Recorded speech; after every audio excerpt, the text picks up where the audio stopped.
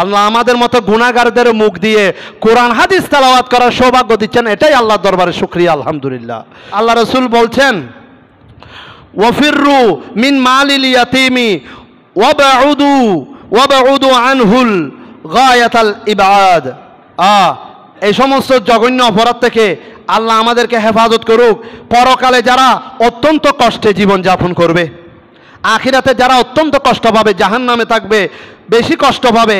এক নম্বরে প্রিয় বন্ধুগণ, আপনারা মানুষের প্রতি অত্যাচার করা থেকে বিরত থাকুন। জালেম ওয়াল্লাহু লা ইউহিব্বুয যালিমিন। আল্লাহ জালেম অত্যাচারীকে পছন্দ করেন না, ভালোবাসেন না। জালেম বেশি কষ্টে থাকবে। জালেম যতটুকু অত্যাচার দুনিয়াতে করছে তার চাইতে বেশি অতিরিক্ত কষ্ট পাবে সে আখিরাতে আল্লাহর দরবারে।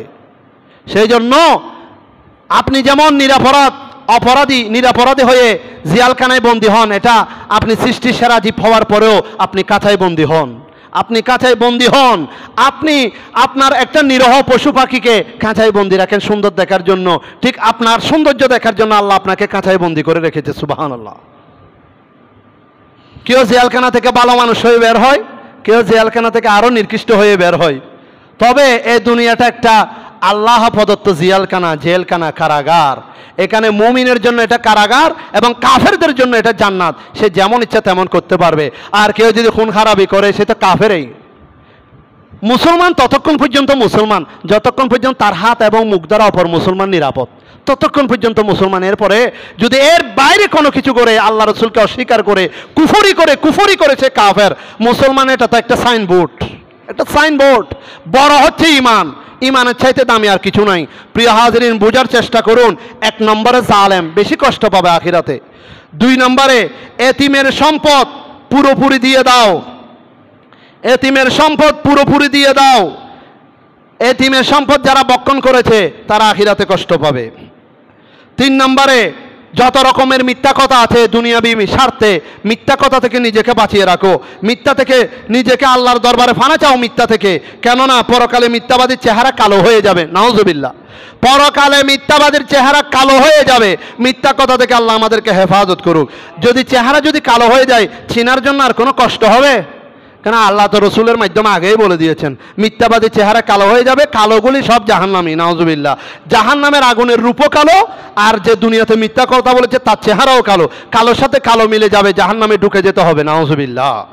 প্রিয় হাজিরিন, মাপজুকে যারা কম দেয়, আমাদের দেশের যেটা আজব সমস্যা, মহা বড় সমস্যা, প্রত্যেকটা মানুষ মনে করে একটু ঠকালে, একটু কম দিলে সে বড় ধনী হয়ে যাবে, পয়সাওয়ালা হয়ে যাবে। নয়। এক মুসলমানকে আপনি ওজনে কম দিয়েছেন, ঠকিয়েছেন, এক নম্বরে কিয়ামত কাছে চলে আসবে। ওই দেশের মধ্যে দুর্ভিক্ষ দেখা দিবে, অভাব দেখা দিবে ওজনে কম দেওয়ার কারণে। এই জন্য যারা জাহান্নামী হবে তাদের আরেকটা বৈশিষ্ট্য হচ্ছে মাপেজুকে কম দিবে, মানে মানুষকে ঠকাবে। এরূপ মানুষ মানে আল্লাহর রহমত থেকে বিতাড়িত, জাহান্নামী হয়ে চিরকাল থাকতে হবে।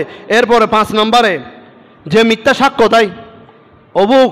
আমাদের দেশে কোর্ট বিল্ডিংয়ে যারা আছে, মানে মামলা মোকদ্দমা নিয়ে যারা লেগে আছে বা মামলা মোকদ্দমায় জর্জরিত, মিথ্যা সাক্ষ্যর অভাব নাই এখানে।